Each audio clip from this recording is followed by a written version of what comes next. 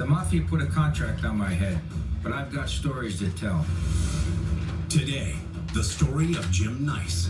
This bad boy FBI agent cracks open the most brutal street gang in Ohio.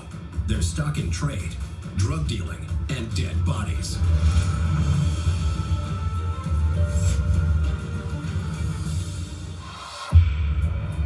Jim Nice grows up on the rough streets of Akron, Ohio. It's a hardscrabble life in a town that's scraping to get by. He needs an escape hatch. He signs up for a stint in the U.S. Navy. I joined the service because I needed a job, and there weren't any jobs in town. When he's done with the military, he teaches school and coaches wrestling. Life is good, but Jim is itching for a new mission. His solution? Join the FBI. At the Bureau, he battles street gangs and violent crime. In 2007, he's assigned to the Cleveland field office, just 40 miles north of his old stomping grounds in Akron. Jim doesn't know it, but he's about to tackle the deadliest assignment of his career. The target, a vicious street gang known as the Kaka Clan Outlaws. The Kaka Clan Outlaws were involved in drug dealing, acts of violence, homicides, and were dubbed the most violent, most dangerous group in the city. They were dope dealers. They carried guns.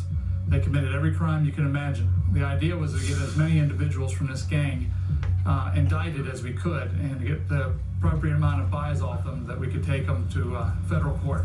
The undercover operation is codenamed Rollo Tomassi, after a movie character.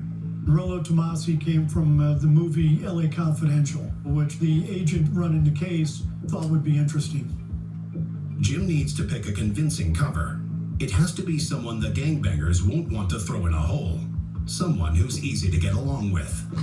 I decided to let myself look like a lower income type of person that would go to strip clubs. That'll fit the bill, especially in this neck of the woods. A white person that goes to stripper clubs and provides crack cocaine to strippers is not an unusual role for a 50-something-year-old man of low income in this city or in any city. To sell the character, Jim has to look the part. I grew my beard out. It became very long. I grew my hair out and got a sort of a beat-up car to get into the role. But there's a catch. This old man is a white guy in a black neighborhood. Jim will stick out like a sore thumb. It is a deal with the devil, but it's the only way to get into a gang or a group that's sort of close-knit. To be a white guy moving into a black gang is not an easy role. Joining the FBI team is a gang informant nicknamed Junkyard Dog. Working with him is like nursing a toothache. We'd try to hook up and do some buys and things like that, and we would find out that he was in jail from assaulting somebody or a fist fight in a bar from the night before. Junkyard Dog was committing crimes all the time, getting busted. It was quite a handful working with Junkyard Dog. When he's not getting popped by the cops, Junkyard Dog helps Jim lock down a bunch of cocaine buys. They hop in Jim's beat-up ride and hit the streets. Junkyard Dog like a Individuals would Mexican. come up to the vehicle. They come out and they lean in the window and there's an introduction. Jim comes prepared to record audio and video. He wears a wire, and his car is equipped with multiple cameras. The car that we're in has got cameras pointing out the rider's window, the passenger's window, and then there's a camera showing the whole interior of your car. That's not all. Jim packs a few extra toys to protect himself. The car has a tracker on it, and I have a pistol under my waistband. He's used to being around bad guys and big guns, but one tiny slip-up could blow his cover. The gangbangers aren't stupid. They can read you if you're not hitting on 8 cylinders. If everything goes to hell and Jim has to pull the ejection handle, his backup is always nearby.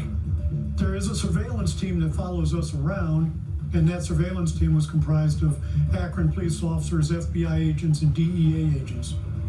We wanted to make sure that we were close enough and that he understood that he needed to give us the call to come in whenever he needed us. It's a nice day in the hood, and the Kaka Clan Outlaws are ready to do business. So we came out to the car and we chatted, and we would do hand-to-hand buys from inside the car or them directly outside the car. To stay safe, Jim keeps his butt firmly planted in the driver's seat. Plus, he wants everybody to stay within camera range. We're running cameras on 3 different locations, so we wanted people to come to the car so we could get everybody on camera. He tells the dealer that he wants to score some crack cocaine. He's tall, he's a big muscled up guy with a lot of tattoos. He's known for carrying an AK-47 and assaulting many people. The dealer tells Jim and Junkyard Dog to sit tight. The gang is still cooking the crack, and they're behind schedule. I'm sitting on the street waiting for this guy who's supposed to be just cooking for a minute, and I'm a white guy sitting in an all-black neighborhood that's crime-ridden. Tick-tock. Jim sweats it out. He doesn't want to get killed today. All it takes is one gang member with a gun or a knife, and Jim is a sitting duck. Junkyard Dog and I sat out there on the street for nearly 30 minutes, which was really a bad idea. The right thing to do is to drive away and leave that one be. But if Jim's gonna build a case against the outlaws, he needs this deal to go through. And I wanted to be able to come back and make a second buy on this person so we had a good prosecutable case. So I sat there longer than good sense would dictate. Junkyard Dog isn't having a good time either. Junkyard Dog at this point is freaking out. This is not looking right. Finally, the dealer and 2 other gang members strut back to the car. And I'm not sure why there are 3 people coming up, but I'm rolling with the punches there. The dealer leans in. Jim doesn't see any cocaine on him because he's not carrying any. Boom, out comes a gun from his partner on the side, sticks it in the window, and pushes it right up against my chest. This isn't a show of force. This guy is ready to blow Jim's head off. He's got his finger on the trigger. Law enforcement officers are taught trigger discipline. Finger off the trigger, unless you're actually going to fire the weapon. In law enforcement, you never have your finger on the trigger, and the first thing I'm thinking is, fingers on the trigger. It's so dangerous to have a finger in the trigger guard. Coming up, Jim's life insurance policy better be up to date, because he might not make it out of here alive.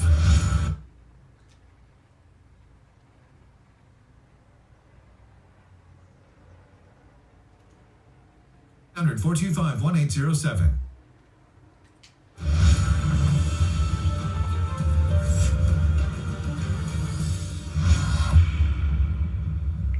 Operation Rollo Tomassi is still in its early days, but it looks like this mission is going to backfire big time.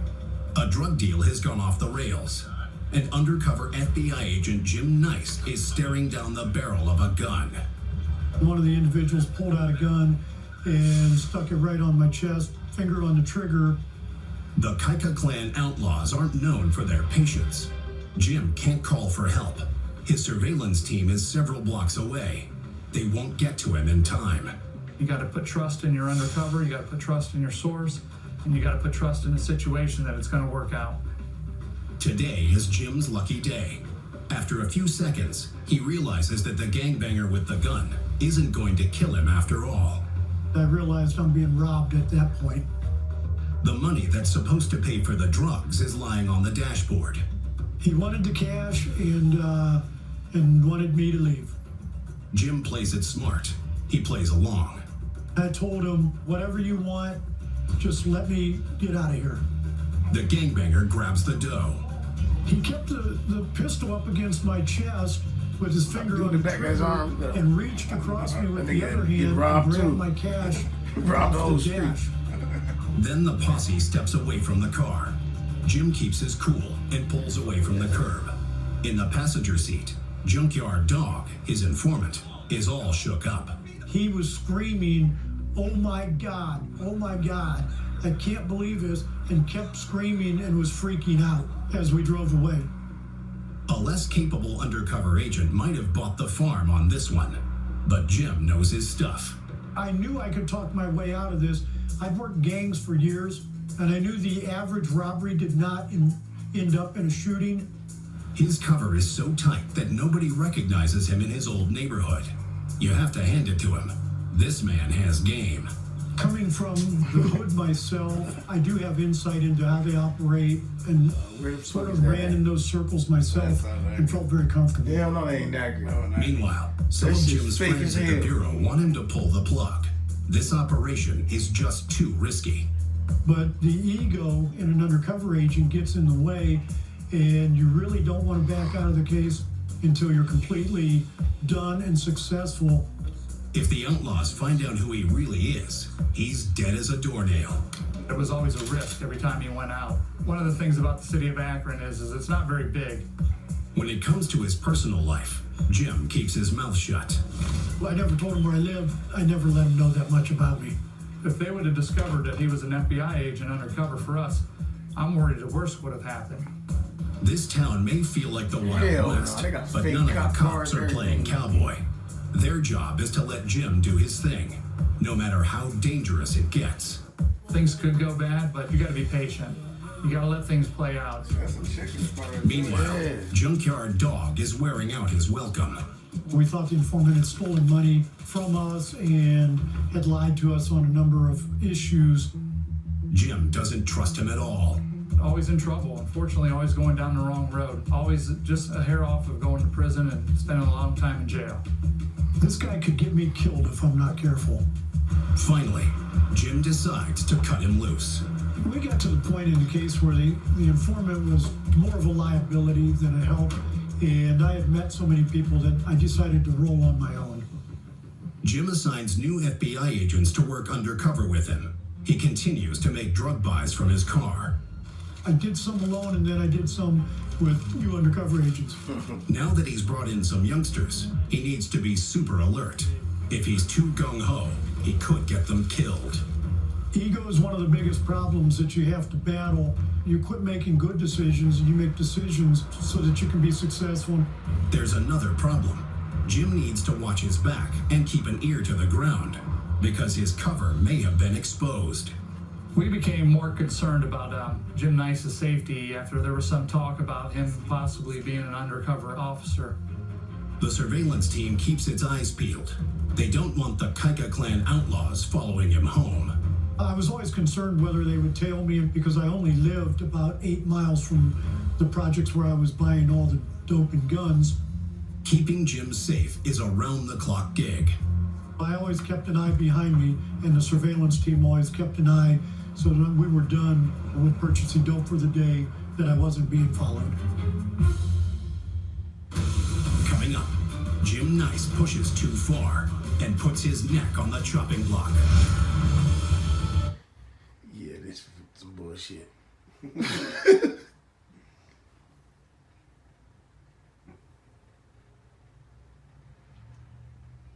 As what? The CW.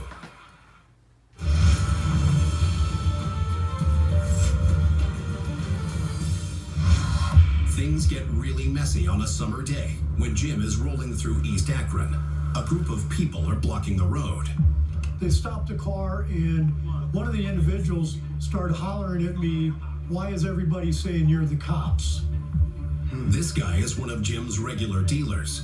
Has someone tipped him off? It's an eerie feeling at that point, and I'm getting pretty nervous. Jim can't risk blowing his cover.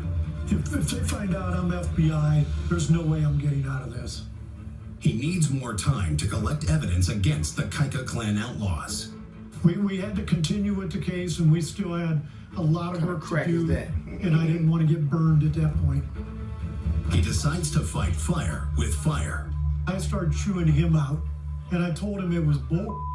You've made buys for me for more than a year, and if I were the cops, you'd have been in jail a long time ago. That's the end of that argument. But he can feel that things are starting to fall apart. Jim floors the accelerator and rockets out of there. This whole thing wasn't feeling right. Nothing was going as normal. There may not be much time left. It was weighing on me that people were starting to think I was a cop and whether we should end the case or not. On another day, 2 cars head through the projects. The Kaika clan outlaws are in the first vehicle, and Jim is in the second, following them to a drug buy. I'd been told to stay out of one of the areas of the project because it was getting too hot and there had been too many murders. But today, the outlaws are leading him directly into that hellhole to buy drugs. They just stopped in the middle of the road, which caused me to stop right behind them. This isn't the gang's usual MO. I usually would just have them do some buys, car to car, or them come up to the car, but they had asked me to wait in an unusual situation in an unusual area. Everything is at a dead stop. Why are the gangbangers making like statues? They're parked in the middle of a war zone. And you start having the hair raising up on the back of your neck when you're sitting out there in the middle of the hood like that. Jim is riding with one of his young undercover agents. Both of them know something's wrong. It's not normal. We know what normal is. We've made so many buys in the hood that something isn't feeling right. 10 seconds later, they find out why. They've driven right into an ambush. A whole crew of people came running at my car to attack me. Time to beat feet. Jim stomps on the gas and takes off. I went ahead and jumped a few curbs at that point and floored it, and they started chasing me. The gang heads after Jim in their car and on foot. For the first time in my law enforcement career, the high-speed chase was me being chased instead of doing the chasing. Jim's backup is nearby. Problem is, they're too far away to pull him out of this frying pan. Surveillance teams are really no help to you in the dangerous situations when you're a quarter of a mile back or 3 minutes away. We weren't quite sure what was going on other than the commotion that we were hearing on the radio and what Jim was relating back to us. We didn't have direct eyes on at that moment. The car barrels through the projects as Jim hunts for an escape route. I had to go opposite traffic, wrong way on streets, against traffic, jump through parking lots and through businesses. Yeah, fucking right. Finally, he stumbles onto a clear stretch of road and burns rubber out of there. He was able to get out of the area before we had to go into it, and we were able to get him out of that situation. Everything had just gone to hell. It's obvious that Jim's cover is blown, and the Kaika clan outlaws want him dead and buried. People were challenging me and starting to call me out, but now the fact that they were attacking me and trying to kill me, assault me, was too much. Coming up, undercover work can get you killed. It's time to shut down Operation Rollo Tomassi. Yeah, this shit bullshit. FBI agent Jim Nice and chased him through With a jiggity bourbon from back in the day. Operation Rollo Tomassi has hit a brick wall. The Kaika clan outlaws have just ambushed FBI agent Jim Nice and chased him through half the city. We found out from different people that we talked to that it was a murder that was being set up. Jim has barely avoided getting bumped off. The outlaws know who he really is. And I decided, this is it. This is too much. This is over. The major players in the undercover operation hold a come-to-Jesus meeting. And we had all agreed it had been getting too hot and too dicey in there that we could not continue this operation or I'd be dead. It's time to pull the curtains on Operation Rollo Tomassi. Law enforcement deploys a ton of manpower to slam the lid on the Kaika clan outlaws. It was a massive undertaking, over 200 law enforcement involved. It also requires a massive amount of firepower. We used the Akron Police Department SWAT team, we used the Summit County SWAT team, and we used the FBI SWAT team. The takedown is swift and efficient. Gangbangers across East Akron are rounded up and busted. We did Where he was at a 17 restaurant takedowns on 6 sites, and then within that, we also went out and arrested a lot of individuals on warrants alone. When it was all said and done, we indicted 33 individuals, and 11 of them were federally charged and 22 were charged locally. The majority of the Cape Clan outlaw gang members went to prison.